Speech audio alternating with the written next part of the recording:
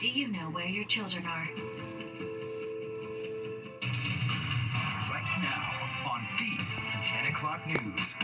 Why on earth did you come up behind me, fracture my skull multiple times with a hammer, and then grab my bag? Why me? A woman hit on the head with a hammer more than a dozen times comes face to face with her attacker at his sentencing. Birthright citizenship ban on pause, the new ruling from a judge, and what it means for President Trump's executive order. And it's official, soon there will be one less bike lane in the city. But will it end the backlash? The 10 o'clock news starts right now. But we begin with developing news concerning the more than 30 rookie cops slated to be fired from the NYPD. Good evening. Thanks for being with us. I'm Steve Lacey. Natasha has the night off. A state Supreme Court judge stepping in and temporarily halting those dismissals.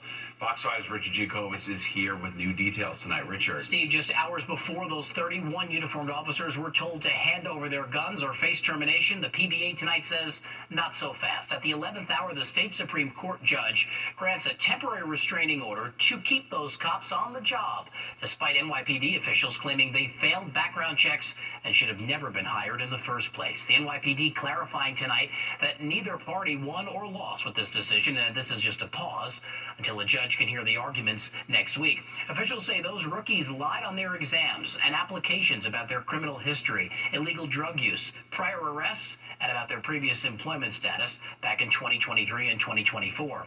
Despite failing their background checks, the 31 officers were allowed to enter the department's police training academy. But during an investigation, NYPD officials discovered that keeping them on the job is in violation of the law. The PBA's defense coming earlier today in this statement. It reads in part, as far as they know, meaning the officers, they were qualified to be New York City police officers because the NYPD hired and trained them. It is an absolute travesty that the department is trying to cover its tracks by summarily forcing them off the job without affording them the same appeal process available to other applicants. Criminal defense attorney Ken Belkin says this temporary restraining order does keep the officers on the NYPD payroll, but not necessarily in uniform. The court has said, hey, basically, while the case plays out, we want things to remain the same. We do not want them fired. Obviously, they took their guns and they're, I assume, not going to be on active duty, but we do not want them terminated at this point. We want to see how the case plays out. They want to see the merits of both sides of the case. And they'll see it. That hearing is set for Tuesday, where city officials and the PBA will appear in court. Meanwhile, police tell Fox 5 that the former head of the NYPD's Candidate Assessment Division, Inspector Terrell Anderson, who was responsible for those hirings, has been removed from his position and is currently under investigation. Steve. All right, thanks, Richard. And we're following breaking news. 3 people shot in East Harlem. Police say the victims, a woman and 2 men, are all in stable condition. It happened just before 9 o'clock on 122nd Street and 3rd Ave.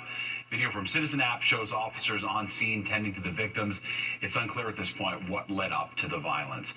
A federal judge dealing a blow to President Trump's order banning birthright citizenship, the ruling blocking that executive order from going into effect for now. Fox 5 Sharon Crowley here with the latest. Sharon. Steve, President Trump is facing another legal hurdle in his attempt to end birthright citizenship. A federal judge in New Hampshire blocking it from taking effect anywhere in the U.S. The Trump administration has a week to appeal it, sending it likely right back to the high court. The decision is based on a lawsuit filed on behalf of a pregnant woman, 2 parents, and their infants. It's one of many cases challenging President Trump's executive order denying citizenship to those born to parents living in the U.S. illegally or temporarily. Here's the reaction from the plaintiff's lawyers. This is going to protect every single child around the country from this lawless, unconstitutional, cruel executive order. We've gotten an outpouring of concern and confusion and fear from people who are going to be subjected to this order around the country. People telling us that they're considering changing where they're going to deliver their babies, moving away from their doctors, their communities, worrying about their families being torn apart. Birthright birthright citizenship guarantees if you're born in the U.S., you are automatically a U.S. citizen. The Trump administration argues birthright citizenship should end because it's no longer being used as originally intended. It was enacted following the end of the Civil War to protect the legal rights of African American citizens. President Trump believes ending it will discourage people from illegally immigrating to this country and staying after they have children here. The New York Immigration Coalition is joining the legal fight against the Trump administration. Birthright citizenship was a core aspect of our Constitution. It's been in place for over 150 years. It really was to illustrate that anyone who is born in this country is part of this country. And for the Trump administration to try to undermine our 14th Amendment rights is really a travesty. Well, today's ruling means the issue could be heading right back to be judged again by the Supreme Court. Justices could be asked to rule whether this order complies with the decision that they made last month that limits a judge's authority to issue nationwide injunctions. Steve, some more to come. All right, thanks, Sharon. Developing now out of California, protesters clashing with ICE agents during an immigration raid at a Ventura County farm. According to our sister station in L.A., tear gas and smoke bombs were tossed into the crowd. Video from Sky Fox shows part of the scene. In a social media post, the mayor of Oxnard, California, said these actions are causing unnecessary distress and harm. Pro-Palestinian activist Mahmoud Khalil taking legal action against the Trump administration in a filing that's a precursor to a lawsuit. The Columbia graduate student claims he was falsely imprisoned, maliciously prosecuted, and smeared as an anti-Semite as the government tried to deport him for his role in campus protests. Khalil was released from custody 2 weeks ago after being detained for more than 100 days. He's seeking $20 million in damages. In a statement to the Associated Press, the State Department said its actions were fully supported by the law. And for the latest updates on our top stories, download the free Fox local app where you can stream our newscasts anytime. All right, turning to weather now as we take a live look outside. Calm and humid, but there is the threat of some spotty showers as we head into tomorrow. Chief Meteorologist Nick Gregory here with more. Nick. Yes, Steve, for sure that's the case, but it could be spotty is the key word there as we head into tomorrow, but you got it right with the humidity. It has been a humid day, but a cooler day, and it's been a quieter day, too. We didn't have many showers at all in the area. Right now, we're holding in the mid-70s in the city. It's not going to change all that much overnight. 69 East Hampton, 76 Poughkeepsie, still 78 at Newark, back over to Allentown. But dew point numbers, again, upper 60s to about 70. Again, moderately humid, not quite as bad as the last 2 days, but bad enough. And you look at the radar close-up view here, there's not really much going on. Sort of take a look at the wide view. Scattered showers up in northern New England, upstate New York, and offshore. So we're going to get a break tonight and get a break for much of tomorrow. There could be a couple of isolated showers and thunder showers as some of this energy, as a little moisture kind of trickles along here. Better chance is going to be when that comes along on Saturday, particularly Saturday afternoon and Saturday evening. So we'll see how that plays out. Overnight, got a lot of clouds are going to be around. We'll head down to about 73 or 4 in the city. And some upper 60s you get off to the north and west. Clouds will start the day, then the sun pops out. That'll get us into the mid to some upper 80s. And we'll look for, again, isolated scattered shower thunderstorms, particularly north and west of town as we head into the afternoon, late afternoon, early evening hours. More clouds come in tomorrow night into Saturday morning. Again, stays humid. Mostly in the 70s. Again, sunshine combines with clouds Saturday, but there'll be a higher chance for scattered showers and thunderstorms as we get on into the afternoon and evening. Temperatures, once again, pretty much into the middle 80s. Overnight, going down to 74 in town. Talking about 70 or so north and west. Just a slight chance of a shower risk, but I think that chance is over. Humidity stays with us tomorrow. Clouds to start, then a lot of sun taking us late morning into the afternoon. Now watch out for that stray shower, thunder shower later on in the day. Steve? Very well. All right, thanks, Nick. Well, it's been almost a week since the catastrophic flooding in central Texas that claimed at least 120 lives. 170 are still missing. More than 2,000 first responders from around the country are searching for them in Kerr County. Texas's Governor Greg Abbott pushing for early warning systems and stronger communications in a special legislative session that will take place this month. Meanwhile, we're hearing more stories of survival.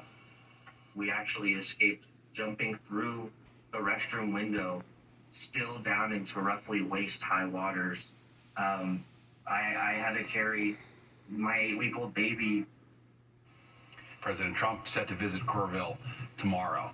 The woman convicted of stowing away on a Delta flight from JFK to Paris now faces extradition to Connecticut. Today, Svetlana Dali was sentenced to time served with 1 year of supervised release, but the judge in Brooklyn said she would not be released. Connecticut authorities are trying to get her back to their state to face felony charges for allegedly breaching security at Bradley International Airport near Hartford last year.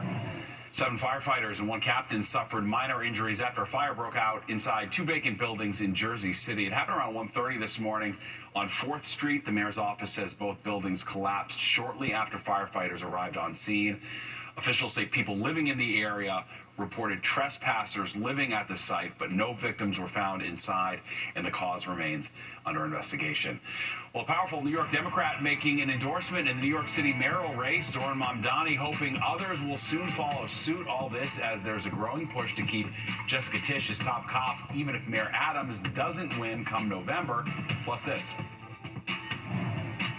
A major win for the Adams administration, and it has to do with the future of this Brooklyn bike lane. I'm Kevin Gray in Williamsburg, Brooklyn, and I'll tell you more about it coming up on the 10 o'clock news. The race for mayor heating up. Democratic nominee Zohran Mamdani securing the endorsement of a powerful New York congressman. The question tonight, will others follow suit? Fox 5's Morgan McKay has more on that and the push for Jessica Tisch to remain top cop, even if Eric Adams doesn't win re-election.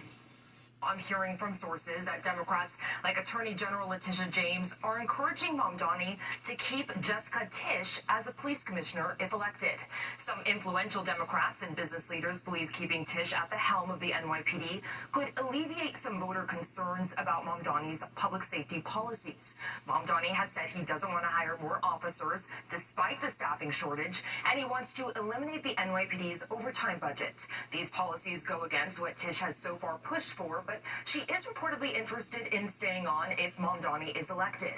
Tisch is the 3rd police commissioner appointed by Mayor Eric Adams in just his first term. Mamdani today said he greatly admires her work. The swift and decisive action that she took to uproot corruption out of the upper echelons of the police department, and what we see in the lowering of crime across the city. I believe that it's premature to make any personnel commitments at this time, but it's a consideration that is real. Meanwhile, Mayor Adams and Andrew Cuomo continued to battle it out, both calling on the other to step aside so as not to split the anti-Mamdani vote. Cuomo hasn't held a public event since losing the primary by double digits, while Adams has been starting to build out his re-election campaign staff. Adams has also been picking up some of Cuomo's now former financial backers like billionaire Bill Ackman. Representatives like Adriano Espaillat are now backing Mamdani after endorsing Cuomo in the primary.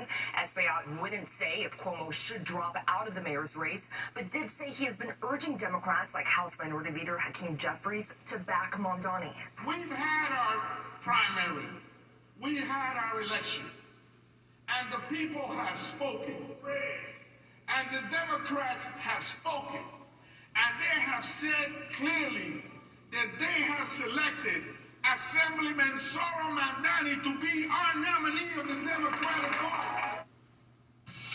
That was Fox 5's Morgan McKay reporting, and Morgan's going to be following the mayor's race closely each week on Politics and Usual, which you can catch every Friday at 6:30 on Fox 5 and Fox Local.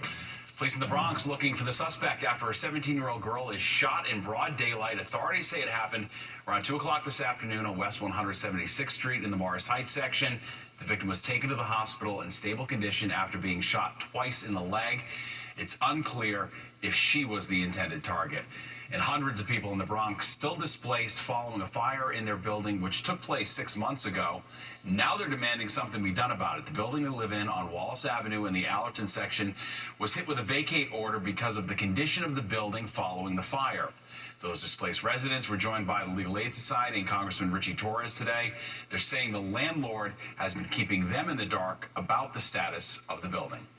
I actually seen the roof collapse into my apartment. So there's nothing left. We were forced to live in shelters. Some were forced to live with family members, where others were forced to just move to another state. A lawyer for the Legal Aid Society is demanding the landlord fix their apartment so they can return to their homes. We reached out to that landlord, but have not heard back. We did, however, get a statement from the city's Housing Preservation and Development, which said, in part, we're actively pursuing litigation due to the owner's failure to address long-standing violations and are closely monitoring the status of repairs. We'll continue to push forward and hold the property owner accountable until all necessary repairs are made and tenants can safely return home. Well, a big win for the city in its push to dismantle part of the bike lane along Bedford Ave in Brooklyn. A judge will allow the once protected lanes to be removed. Fox 5's Kendall Green is in Williamsburg with the latest. Where the rubber meets the road along this Bedford Avenue bike lane in Brooklyn, it gets pretty tricky for pedestrians crossing the street. That's why this dad, Solomon's gripping his daughter's hand a little bit tighter after a recent accident with a biker sent little Razy to the hospital. She came off of the bus one day, and I guess nobody's stopping. And she got hit badly. To their benefit, a state judge handed Mayor Eric Adams a victory while backpedaling from the bike lane on Bedford by ruling in his favor. Through the judge's order handed down Wednesday, the city's Department of Transportation can now move the bike lanes between Willoughby and Flushing Avenues further away from the curb. That curb is where Esther struggles every evening as bikers whiz across her only path from her front door to her vehicle. I thought a bike is coming, so I would just step back. You're afraid to get hit? Yes, of course. The lanes were installed last year to protect cyclists from drivers in the area. And in response to Adams' recent pivot, the nonprofit Transportation Alternatives sued the administration, filing for a temporary restraining order along Bedford Ave. So far this year, with these new safety improvements, no one has died on the street in 2025. Alexa Sledge, the nonprofit's director of communication, argues Adams' change of heart endangers cyclists along the strip considered one of the deadliest streets for travelers. Making these changes will not remove people on bikes on the street. It will only make it more dangerous for everyone who's trying to bike there. But again, the judge sided with Adams, who administration shared several dangerous incidents, many involving children, like little Razy, pedaled them back to the side of pedestrians. An Adams administration spokesperson sent Fox 5 a statement saying in part, quote, "The families of Williamsburg can now rest assured that their children are safe just steps from their homes." Bikers, though, not happy that it looks like their lane has hit the end of its road. It's disappointing, to be honest. I think that I'm usually pretty careful on my bike. I'm not thrilled because I use this bike lane to get to the Williamsburg Bridge to get into Manhattan regularly. Now, though the judge sided with the Adams administration, they say he still has the ability to change his mind, though they point out that's not a likely move. That's latest here in Williamsburg, Brooklyn. Kendall Green, Fox 5 News. Russia launching a massive missile and drone attack on Ukraine overnight. At least 2 people were killed, more than 24 hurt. The attack happened after President Trump criticized Vladimir Putin for taking meaningless steps in the latest peace talks. Trump also said he resumed some U.S. military aid to Ukraine. Ukrainian President Volodymyr Zelensky was in Rome, where he secured $12 billion in aid from the European Union to help rebuild his war-torn nation. It's now obvious to all partners that Russia is blocking all peace efforts. Secretary of State Marco Rubio also urging Moscow to be more flexible during peace talks. 4 more astronauts will be headed to the International Space Station later this summer. We've got the details on NASA's SpaceX Crew 11 mission and what they hope to accomplish. And this. A bear scare in the suburbs of Juárez Geraldino, New Jersey, where that sighting is giving people reason for pause. That story coming up next on the 10 o'clock news.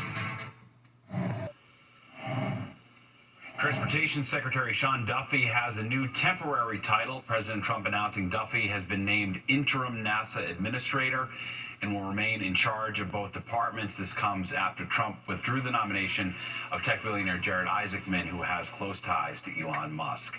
And NASA getting ready for its next mission. It's a 4-member crew for NASA SpaceX Crew 11, and they could launch later this month. They'll take off into space on a Falcon 9 rocket bound for the International Space Station. Today, some of the astronauts shared some of the sentimental items they're bringing with them. I am also in the interesting position of having a lot of my stuff on ISS already from my previous training with Crew 9. My father passed away about a year ago, and I'm very much looking forward to reuniting with some cards that he sent. And once they arrive, the astronauts will focus on scientific research and upkeep for the space station. All right, turning to the weather now, and as we take a live look outside, cooler today, but the threat of pop-up showers and storms is not over. Let's check back in with Nick, and as you said earlier, it's not really the temperatures as much as the humidity. Exactly, and it's a typical July forecast.